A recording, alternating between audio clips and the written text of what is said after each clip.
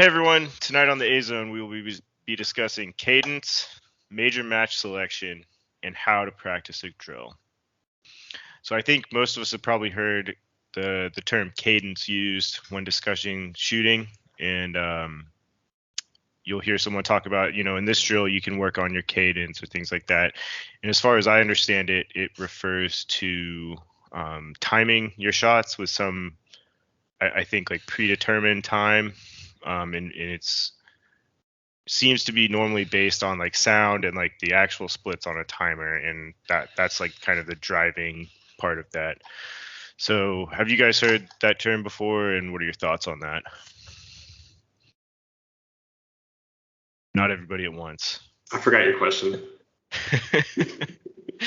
All right, Coy, you're up. What do you think about cadence? I've never tried it, honestly. It seems kind of retarded to is that like shooting to a sound or something, right? Or shooting to a pace? I think it's to a pace, and probably the easiest way to like gauge that would be sound without like trying to look at a timer while you shoot, but yes. So you like get a metronome or something? Like you're like I don't know. Is that the theory? I think that's what we're trying to discuss, because I'm not sure either. But yeah, I think like the conventional wisdom in like practical shooting would be to not like directly pace yourself, like kind of let your pace be determined by the aiming. And so I've heard cadence be used, and it seems like they're kind of going at it the other direction. They're like, maybe, so for a 7-yard target versus, let's say, a 20-yard target, let's say we're not heavily involved in USPSA shooting, and we think, okay, I ought to be able to shoot the 7-yard target faster than the 20-yard target. And so you kind of like predetermine that pace rather than determining it naturally based on aiming. Or at least that's the impression I've gotten from seeing people shoot drills where they talk about cadence and things like that. Now I don't know if I like it or not, because I do have like preset like what do you call it, like a preset split in my head for different like conditions, like my posture, if I'm leaned over, if I have like a regular grip or whatever. Because I think so between all of us, 7 to the 10-yard target, open target, you guys aren't thinking more than just whack the trigger twice, right? It's like pretty like, what do you call it, not controversial whatsoever.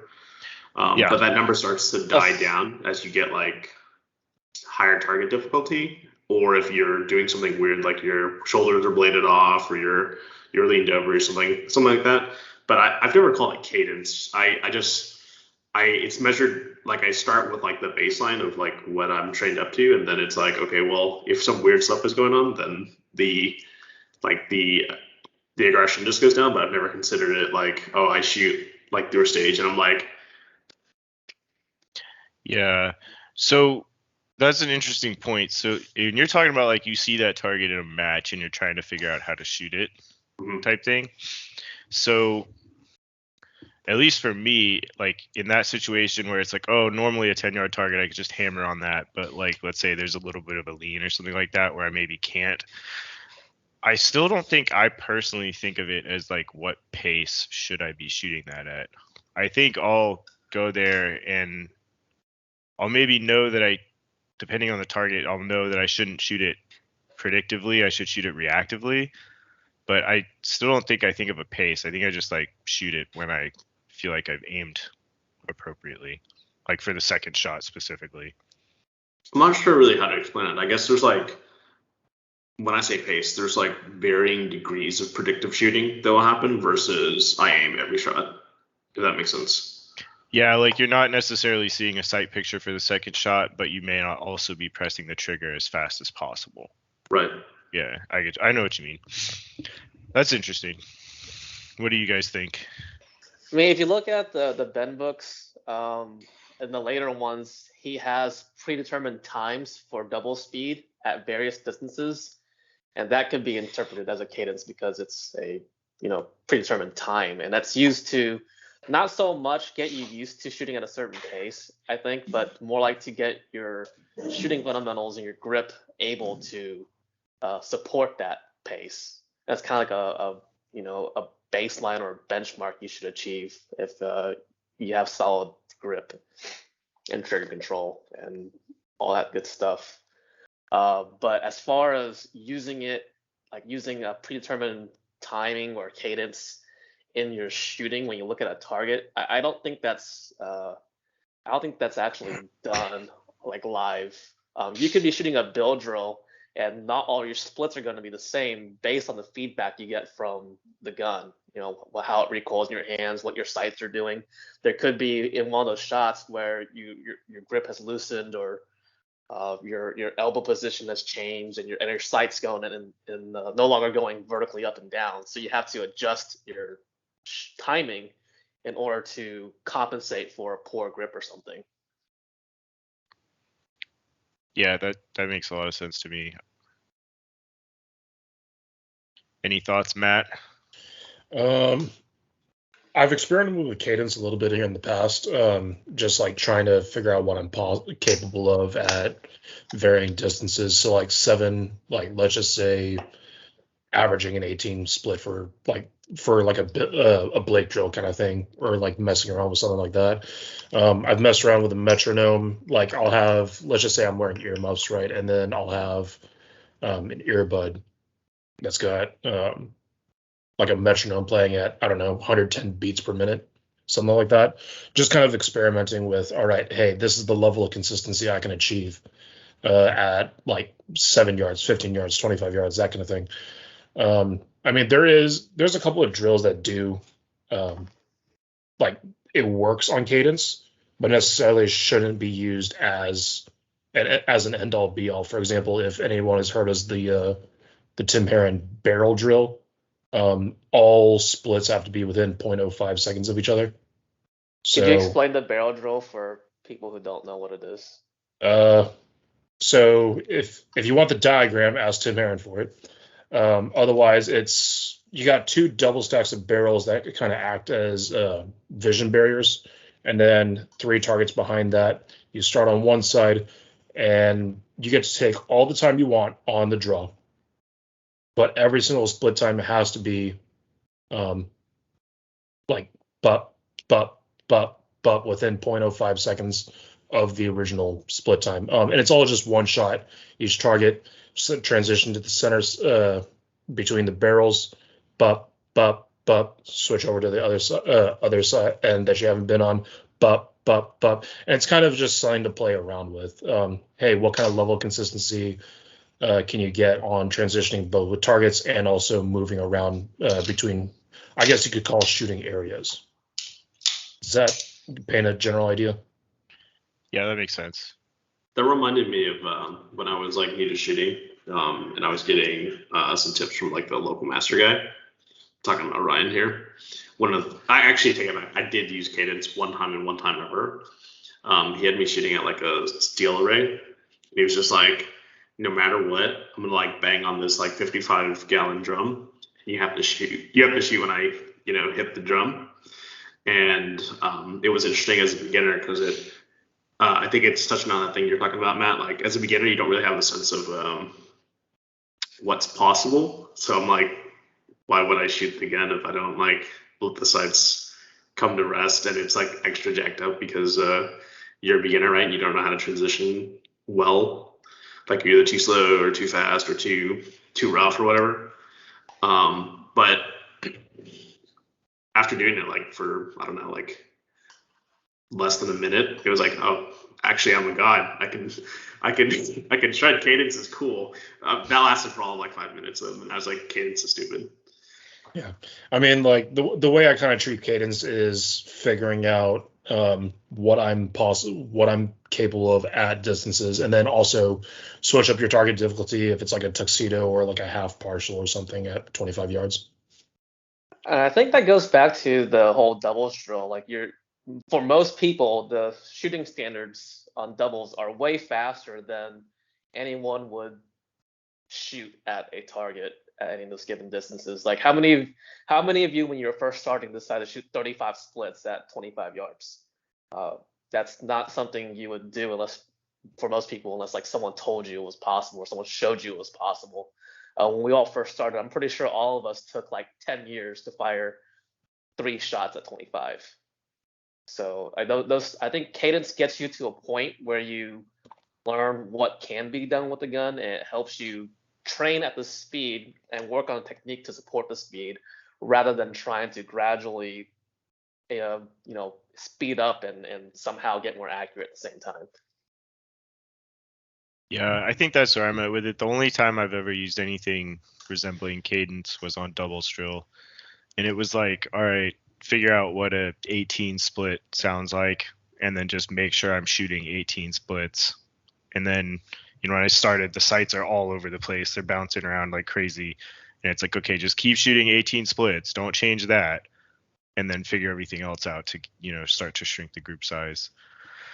So I think that's really the only value I've gotten out of it, was just using a predetermined pace for the sake of like working on my grip. Yeah, but the idea behind like going to a stage and be like, well, this target gets a pop up, that target gets a pop pop, this target gets like a pop pop, and then pop pop. Like that's insane to me. Yeah, I think it's counterproductive, because you start thinking about that instead of thinking about like the actual aiming, which is what matters. And there's like, whatever the splits are is what they are. So I think, just to bring up this example, I haven't seen this drill specifically used with people discussing cadence, but I think this drill is very similar to all of the random drills I've seen people shoot where they're discussing cadence. So all of us are familiar with Crisscross. If you're not familiar, it's like standard target setup, 3 targets right next to each other, and you shoot 1 yard apart and not next to each other. Oh yeah, 1 yard, or about a target width to 1 yard apart, but they're just in a row. And so you shoot body, head on the middle target, body on the other side target, mandatory reload, and then you switch. You do head, body in the middle, head on the other side. So by the end of it, you should have engaged all of the A zones with 2 rounds. The reason I bring this drill up is I think let's say you thought of this drill from a cadence perspective, like it seems like a lot of the people online with these videos are doing. You would think, okay, on the bodies, I should shoot, very fast, depending on let's say it's at 10 yards, maybe you shoot like an 18 split on the bodies. And then on the heads, I need to shoot a 35 or 40 split maybe. So I think if you think about that drill from that perspective and then try and go do that drill, you're going to have a really hard time. And I think it's counterproductive. Whereas in my opinion, the way to shoot that drill would be to think about the appropriate amount of aiming you need to do to hit a lower A zone compared to an upper A zone. And then the splits may end up being 18 and 40 or whatever, but I think that's kind of more of the result than the cause. So is what you're, are you looking, I guess you could say more, instead of like some kind of cadence, it's more pacing with what you're comfortably seeing. Yeah, I think that's actually a really good way of putting it. So okay. I think cadence kind of just implies like timing, like pure timing, whereas don't pace yourself purely based on the timing, pace yourself purely based on the aiming or the visual part. Do you guys agree with that? Yeah, I guess. Yep. Well, cool. I think that sums up my opinions on the matter. Do you guys have any other things to mention on that? I'm gonna go buy a metronome right now on Amazon. So you have a phone, you're fine. So what? That's right.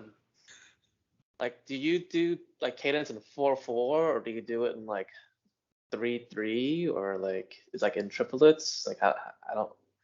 Is it like?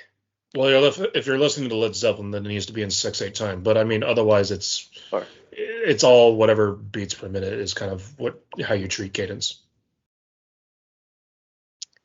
I recognize some of those words. Yeah, and then like. Just ignore these nerds, Connor. It's for the best, honestly. Maybe next we can talk about our load recipes. Woo. Exciting stuff tonight, people. I don't know. I just know when I shoot the cadence, there's always a retard in the beginning. I get it. I made a funny joke, guys. That was very insensitive, but funny.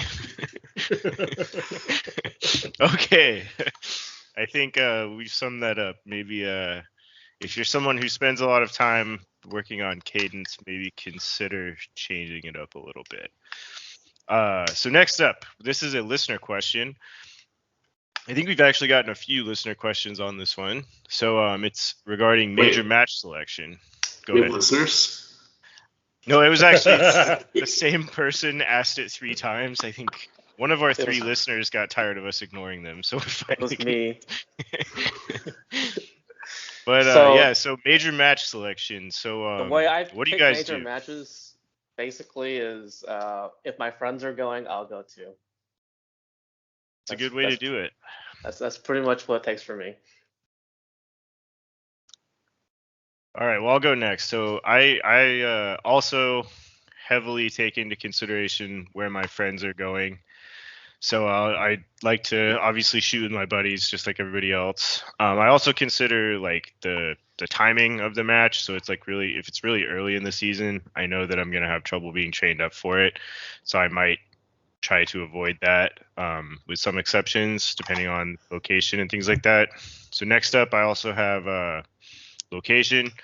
So if it's really close, it definitely has a better chance of making on my schedule just for convenience. But I don't put too much weight in that.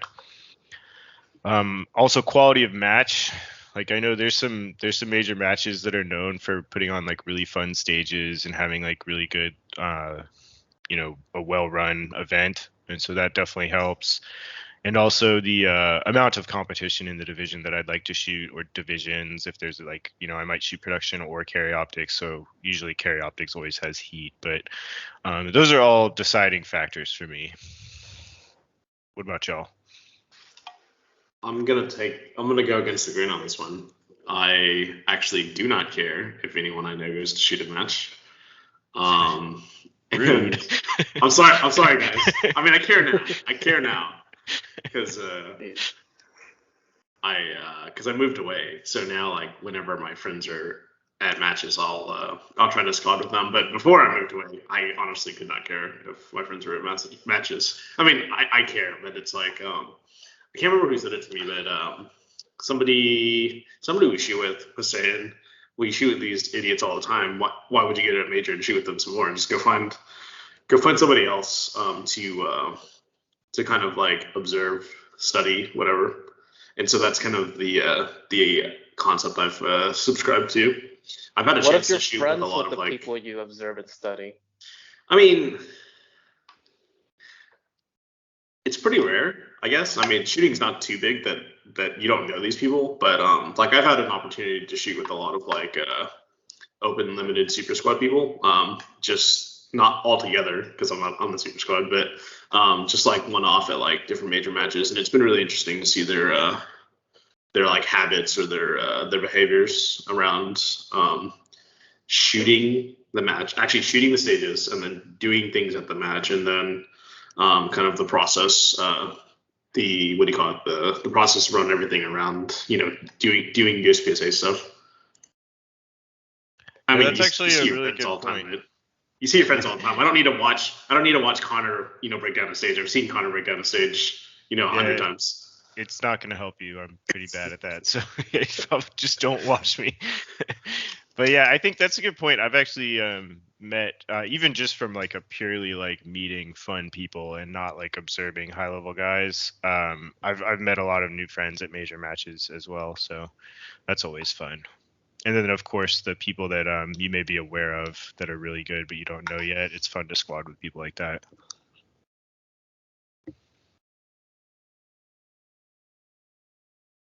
Matt. Oh, shit, I blinked out. We noticed. Yeah. Yeah. I mean, all the points that I personally consider, everyone's already said. And then I guess the final point, if there's even a remote chance of being able to touch JJ, I'm going. Yeah, JJ is pretty cool. Like caress. He's the man. Physically touch him, yes, just like yes. Oh wow.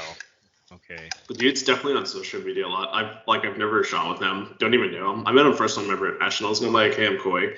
Or rather, our friends introduced them because I guess they've taken a couple classes and they know them to hang out. And the dude's a social media monster because he's like, oh, Koi. Like Koi shoots, right? Oh yeah, I seen you before. I'm like, dude, you need to get off the internet. Dude, I don't even remember my own username half the time. Good Lord. You've gone through like 3, so. That's Dude, true. he is a total influencer though. Like, Yeah. not in like the bad way, but we will be eating dinner and like everyone's legit eating and he's eating and like videoing at the same time and posting and like making captions and like how the hell do you do this, man? Like, Wow. I thought I spent a lot of time on Instagram. This guy is like a whole different level. I didn't realize I would completely derail the podcast discussion just by mentioning JJ. Anytime the JJ topic comes up, it's a good thing.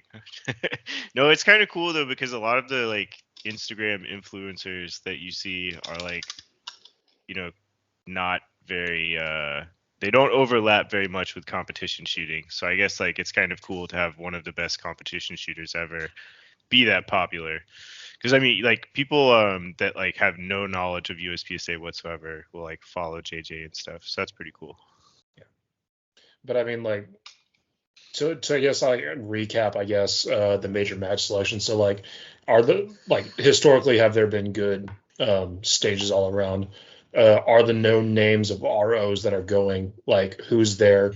Do we like them? Yes, no. Are there any amenities that they have that we like? So on and so forth. And who's the competition that's there? Dude, if you guys just shot open, you wouldn't even have to ask that competition question. Well, am I going with Jam 2 game much? So, I mean. I shoot production, so that's like the most important question. 'Cause a lot of times there's none. All you have to do is ask. All right. He meant real competition, Matt. Oh, shit. Sorry. I'm sorry. Well, have you shot production at a major yet? I shot Oklahoma section nice. against a couple of dudes. Oh, okay, that's cool. I forgot you did that. Literally, it's a couple, like 2. Yes, yeah. that is correct. Yeah, that sounds about right. Sadly. That's how production is. Yeah, because Oklahoma section last year only had like 90 people. Jeez, I didn't go last year. Of course you didn't. All right. So unless you guys have any more important pieces of your match selection, we have our next topic. So next on the list, we have how to practice a drill. And so I can't remember if this was a listener question or not, but I think it's a pretty important one where let's say you have some drill that you heard one of your friends recommend or some drill from the Ben books or whatever, right? And you want to go train it. When you get to the range, like what does that actually look like? So you set up the drill and do you just hammer on it 100 times or what's the process there? Set it up and then shoot it like I saw it on the Instagram video I found it on. And then if it doesn't work, I'll just do it again and again and again and again until I get a good run. Then I'll post that one. Record all of them, of course. Do you know the new meta, Calvin? What's that? So like if you keep fucking up the drill, what you do is like you record it in widescreen mode, so the targets look like they're further away, but you actually like bring it in. So then it ends up looking like the same distance, but like you make off. Try that. That would save me so much ammo. Think about it. Shit's smart, dude. Work smarter, not harder, huh? Exactly. That's what it's all about. Just getting the Instagram run.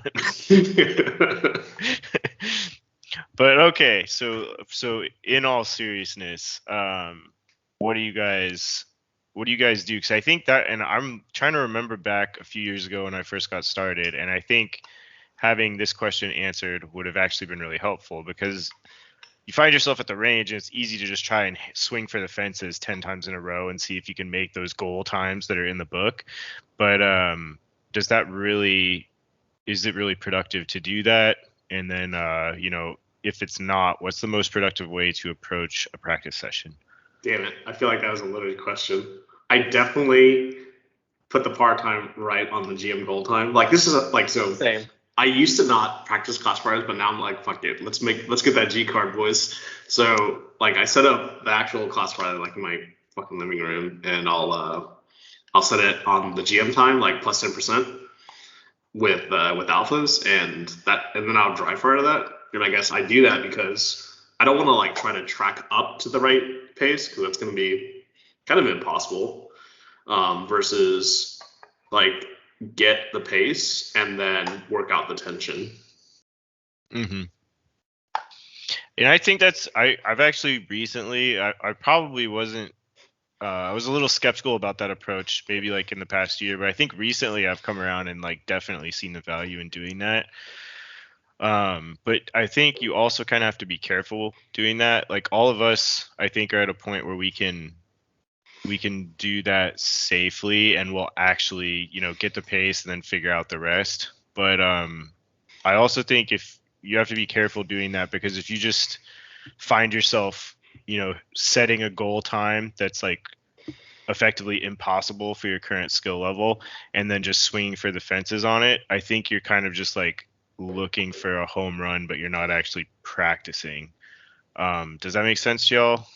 It does. It does. And I think it shows up in live fire too, right? Like when you try to like swing, you're either gonna, it's like, say it's like a drill that has like 10 hits on it, and you're like, you're either gonna, it works like one of two ways for me. It's gonna be like 10 deltas or 10 alphas. You know what I mean? Like if the right stuff happens, and that's the stuff that you work out. But I feel like when you're new, you don't really know how to work that stuff out. So it's always 10 deltas or 10 mics. You know what I mean? Yeah. I think so I think there's a difference between like, okay, I'm you're a masterclass level guy and I'm trying to get to GM. I'm going to set a reasonable par time and make sure that I don't slip behind that, versus you're just trying to hit some crazy home run. Like shooting a GM score for a masterclass person is by no means out of the question. Like that's a pretty occasional thing that happens. So I think being realistic on those times is important. Another thing I like that you mentioned is that you said you'll go set it up, and then you said in my living room. So I think if you're gonna go out and do a drill, and like let's say you're like, okay, I want to go get good at El Presidente, it's pretty valuable to set it up in dry fire at home for like a week and work on it a little bit every day before you ever live fire it. I mean, like, surprisingly helps a lot. So I'm taking a Charlie Perez class in 2 weeks, I think it is. And so part of the requirement to take the class is to read the book. So I'm reading the book, right? And I've started to subscribe to this, though I'm mostly not shooting a lot anyways, because Russia, COVID, Ukraine, whatever. I don't know. I'm going to blame it on Ukraine now. Good job, boys. Way to get invaded. But his thing is he wants you to treat live fire practice like live fire match play, and I guess the idea is that instead of hosing to the good, like hosing 10 times and then just posting up your home runs, like you'll get the value out of treating every run as a cold run live. So you don't really dork it up. And I can't remember the way he says exactly, but it's like when you shoot matches, every run is a cold run. So there's literally no point to optimizing your like warmed up shooting. Yeah, I think this is super tangential, and I probably shouldn't mention it, but here we go. I see people do like warm ups and stuff, like warm up drills when they get to the range. I think that touches on what you were saying, is like that. I think that's like kind of counterproductive.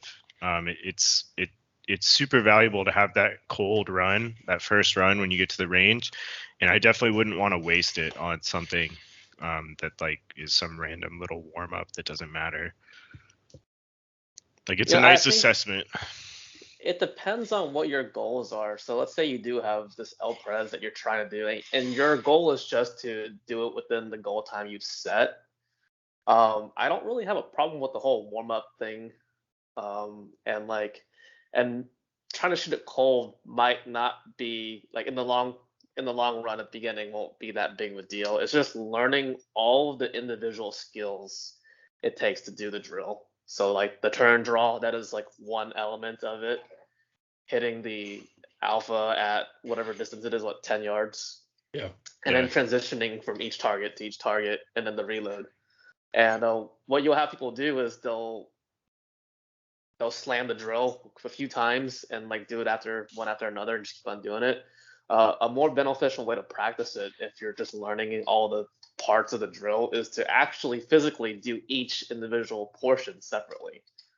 And then if you do the full drill and you find out where you're making the mistakes, work on those areas. So if you're having issues with the turn and draw, there's no point in wasting the other 10 rounds on the next targets in the reload and then the remaining 3 targets again. Like, it doesn't make sense if you can't ever turn and draw within the, whatever the time it takes to do it, and hit the targets. Yeah, that's a really good point. Breaking it down into smaller pieces has definitely helped me. Yeah, or saying like the reload. If you miss the reload every time you do an L-Pres, you don't need to do the whole thing to find out that you suck at reloading. And yeah, no, dude, you're committed to all 12 rounds every time. Well, I think also kind of on the flip side of that, like let's say okay, my reload has to be like 1 to 1.2 seconds to hit the goal time for L-Pres. I can't do that yet. Maybe like if you're already out at the range and you are where you are, maybe just accept that, like, okay, I'm not going to hit the goal time today. I'm not going to do anything superhero with the reload. So, but I can still shoot the whole drill and kind of get all of the practice in. And then I'll go home and dry fire and break it down to just a reload and practice that a bunch to try and push that time down. So I think not necessarily saying the opposite of you, but just like don't like, if you fumble or reload, don't like quit the drill and just stop. Like, you can still practice the transitions after that. Like, act like it's a match. You don't get to redo it. Oh shit, that's a good idea. I just like tilt like halfway through the drill. Yeah, again, it depends on where you are. Like, for most people, I think, like, if you're at a pretty high level of competency, the cold runs and all that stuff like makes sense. For someone who is just learning all of it, I think getting all the repetitions in on the various portions of the drill, is more important. Otherwise, you don't get enough reps. Yeah, I agree with that. I think that's smart. That makes sense. Like, can you imagine someone who, is very new to shooting? You take them out to the range and be like, hey, you get one shot at this. And then we're going home. Yeah, and I definitely don't mean, like, when I mentioned the cold run, I definitely didn't mean like only do it once. I just mean like you only get one cold, like realistically, you only get one cold run every live fire practice.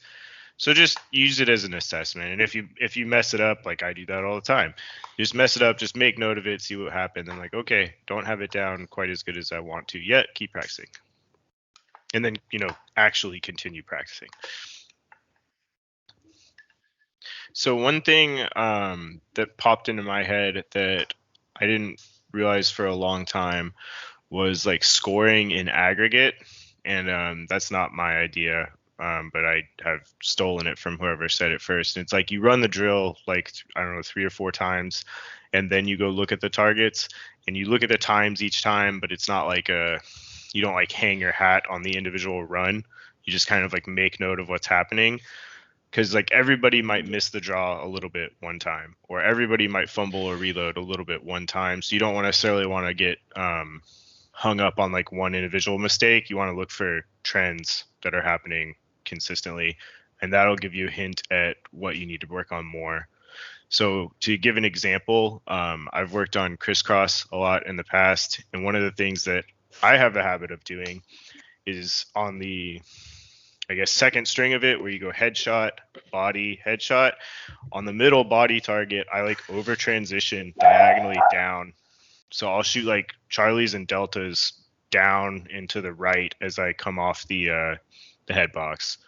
And so that's something that if you just saw like one run, you might be like, oh, I just, shot a Charlie, whatever. But like if I shoot it 5 times, I'll like see them start to pattern down there. So like I noticed that was a problem for me specifically because I was scoring in aggregate. You guys gonna laugh at me if I tell you I don't practice crisscross and probably have never set it up. You should. It's a good one. It's a tough drill. I actually learned a lot from Crisscross. I think I shot it one time in training with Stager, and that was it. It's good. That's what like really gave me the kick in the butt to be target focused. But yeah, you can't mess anything up. Yeah. Like if you focus on the wrong thing, like visually, you will never make the time. And if you mess up the reload, like you won't make the time. Or the draw, whatever. Like it's pretty tight time standard. So one of the other things I've cheater. So one of the other things I've heard with practicing, and again, this is not my idea, but I kind of adopted it and it worked for me, was to like everybody says, okay, dry fire, and then you go do live fire. That's pretty normal, but like one of the things that helped me a lot was doing dry fire on the range. Like you shoot a run live, and then I'll do like 2 or 3 reps dry, and then load the gun again and shoot it live. So that I think not only helped me get better at like the individual skills that I was working on, it also helped me kind of connect the dots between my dry fire and live fire. So now like I think from doing that, my dry fire has gotten a lot more realistic and applicable even when I'm at home. So that might be an idea if you haven't tried that before.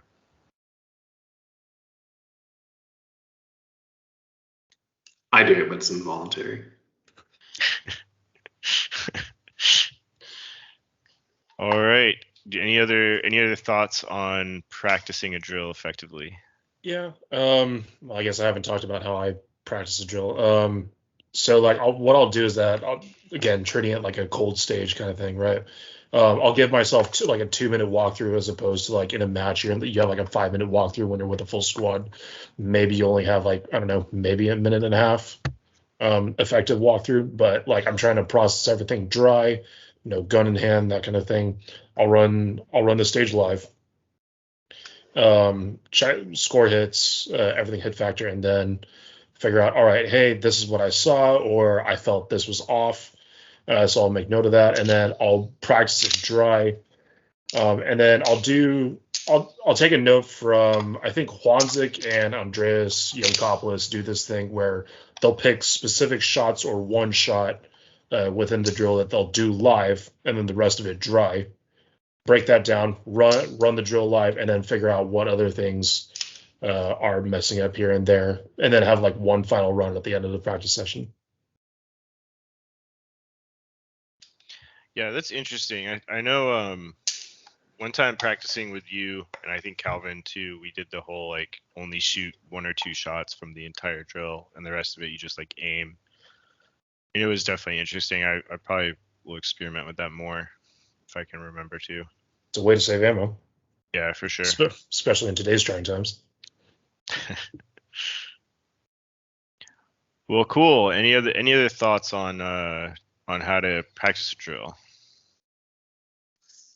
Definitely slow down and get your hits. Not too alpha on every target is automatic failure. I think that's how that goes. I think But another you also thing have to announce yourself before you shoot. Like, What do you mean? Calvin's a shooter. Calvin is up next. Calvin's in the hole. No, oh, okay. I thought you were talking about like Mr. Quote No. Win. no, I meant like stop. Oh, Oh. For when you break I'm an 180. armed citizen. You must That- leave. That's my purse. I don't know you.